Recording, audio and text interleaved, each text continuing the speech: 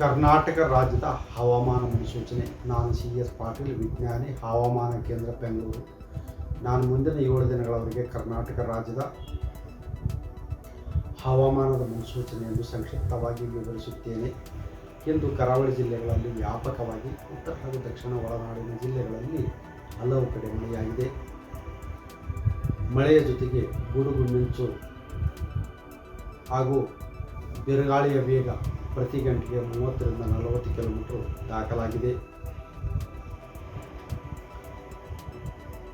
ಪ್ರಮುಖವಾಗಿ ಜೊಯ್ಡಾ ಉತ್ತರ ಕನ್ನಡ ಜಿಲ್ಲೆಯಲ್ಲಿ 6 ಸೆಂಟಿಮೀಟರ್, ಕೊಡಗಿನಲ್ಲಿ 3 ಸೆಂಟಿಮೀಟರ್, ಬೀದರ್ನಲ್ಲಿ 7 ಸೆಂಟಿಮೀಟರ್ ದಾಖಲಾಗಿದೆ.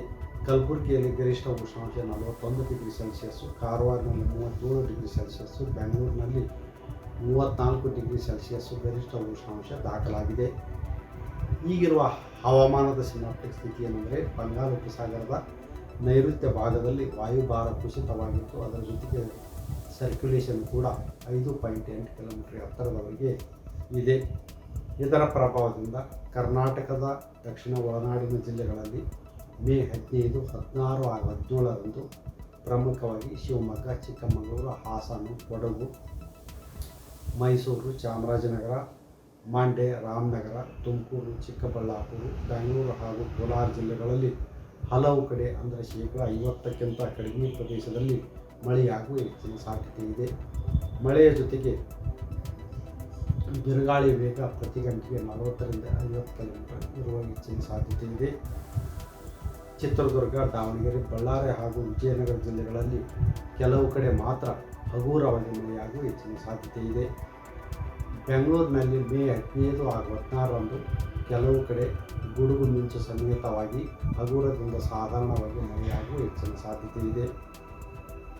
ಉತ್ತರ ಕನ್ನಡ, ಉಡುಪಿ ಹಾಗೂ ದಕ್ಷಿಣ ಕನ್ನಡ ಜಿಲ್ಲೆಗಳಲ್ಲಿ ಮೇ 15, 16 ಹಾಗೂ 17ರಂದು ಹಗುರದಿಂದ ಸಾಧಾರಣವಾಗಿ ಗುಡುಗು ಮಿಂಚು ಸಮೇತವಾಗಿ ಮಳೆಯಾಗುವ ಹೆಚ್ಚಿನ ಸಾಧ್ಯತೆ ಇದೆ.